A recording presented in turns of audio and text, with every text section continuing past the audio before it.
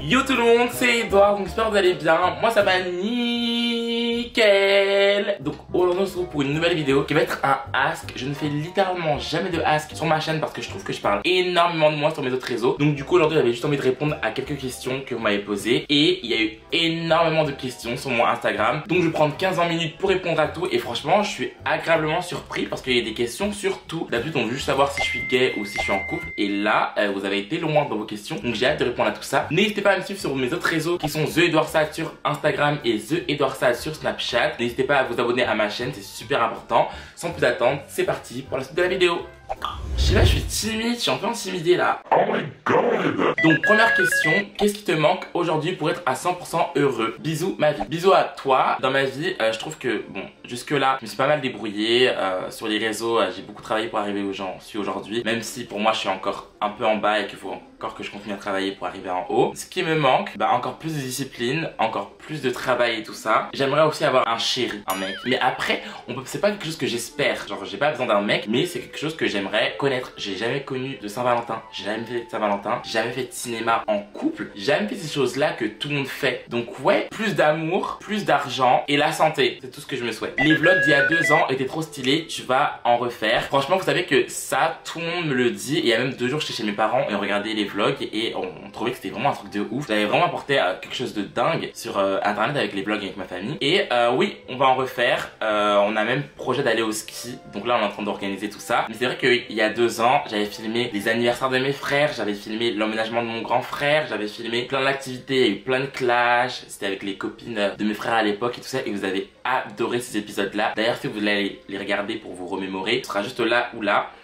C'était vraiment trop bien. Franchement j'ai kiffé cette période de ma vie. Il faisait trop beau, je vais encore chez mes parents. Et chaque épisode il y avait de l'attente. Chaque dimanche il y avait un épisode et vous étiez à donf.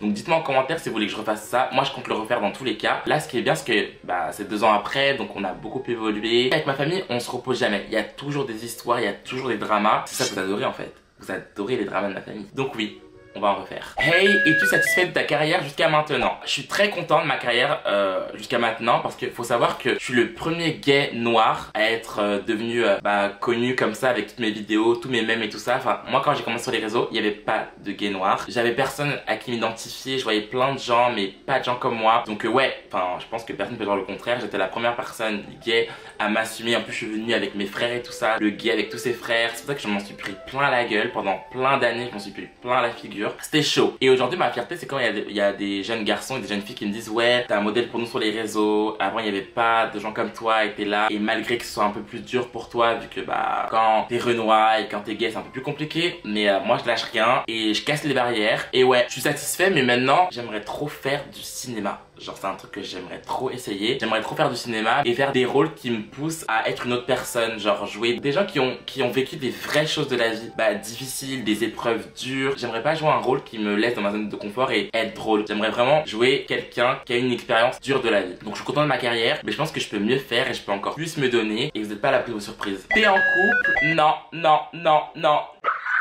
Je ne suis pas en couple tout simplement parce que les garçons sont des menteurs, les garçons sont méchants et je déteste les garçons. Les seules relations que j'ai eues ça a été des relations catastrophiques. Donc pour l'instant je me laisse le droit de vivre ma vie tout seul, de plus me concentrer sur moi, sur ce que je veux faire de ma vie et ça viendra quand ça viendra. Y a-t-il eu de gros changements dans ta vie depuis cette nouvelle année? Franchement mis à part que j'ai pris 1 an de plus, pas grand chose. Le mois de janvier d'habitude il est toujours bien mais carrément j'ai même pas voulu fêter mon anniversaire et c'est la première fois de ma vie que toute ma famille m'a fait un anniversaire surprise et ça m'a énormément touché. Enfin c'était trop bien. Il y avait mes parents, il y avait mes frères, il y avait mes amis, enfin c'était un trop bon moment. Ce début d'année commence doucement, mais je sais que cette année elle va être bien. Pour tout le monde, je ressens plein de bonnes énergies. Je sais qu'on va réaliser un peu de nos objectifs, on va être un peu heureux, mieux que l'année dernière, et voilà. Mais cette année, je la sens super bien. Tu peux nous raconter quelques anecdotes de ta vie amoureuse? J'en ai plein qui s'est passé parce que mes relations amoureuses sont toujours très tumultueuses. Il y a 2 ans j'étais amoureux d'un mec et j'étais prêt à lui acheter une bague Cartier. C'est une bague Cartier, c'est ça. Alors ça faisait genre que 2 mois qu'on était ensemble. Mais moi quand je suis amoureux je suis un peu naïf et bête. Ouais c'est des trucs bêtes comme ça. Heureusement que mes potes m'ont raisonné vu le prix de la bague surtout. Aussi il y a 2 ans j'étais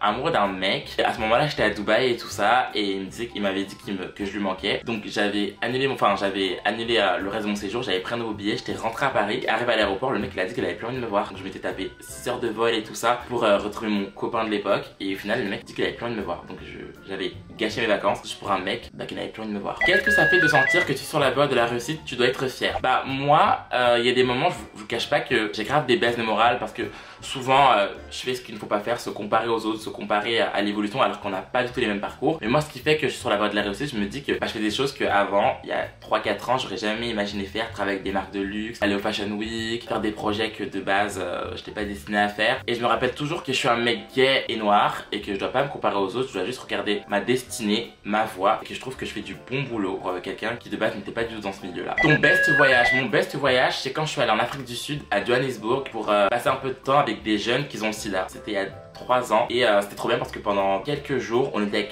avec des personnes qui ont le sida qui nous expliquaient leur quotidien, comment elles se débrouillent dans la vie et tout ça, et ça te remet un peu les idées en place et c'était un voyage super enrichissant et j'ai grave kiffé. Est-ce que tu as comme projet de faire des vidéos avec des abonnés? Cette année on fait des vidéos ensemble, donc cette année j'avais prévu une fois par mois de faire une journée avec un abonné, lui offrir des vêtements, une séance shopping, un moment avec moi et tout, et il faut que je mette ça en place. Je pense que je mettrai un post par mois, je ferai plaisir une fois par mois parce que si je suis là c'est grâce à vous et que il faut redonner de l'amour quand on en reçoit. Donc dites-moi si vous êtes chaud. J'ai envie de faire plein de vidéos avec vous cette année et vous mettre au centre de ma création. Est-ce que tu as toujours un soutien de ta famille? Franchement moi je sais que sans ma famille je serais peut-être plus là aujourd'hui. J'ai une vie assez particulière avec tout ce qui s'est passé dans ma vie. Le fait au début que je m'assumais pas, que je me prenais plein de choses sur les réseaux, c'est dur. Il y a des choses que vous n'avez jamais su de moi, que vous n'avez pas vu quoi, mais j'ai vécu des moments super durs. Et le fait que mes frères ne m'ont jamais abandonné, ils m'ont toujours soutenu depuis le premier jour. Même mes parents, nos parents, ils nous ont éduqués en mode on pouvait tout faire mais dans le respect. Enfin mes parents, j'ai eu les parents les plus cool. Je crois que de tous mes amis j'ai eu les parents les plus cool. On pouvait faire ce qu'on voulait mais dans le respect. Genre nos parents, on ne leur manquait pas de respect. Et plus on grandit et plus mes parents sont cool. On peut tous dire, on parlait de sexe avec mes parents, genre je peux tout dire. Et pour des parents africains de base, les gens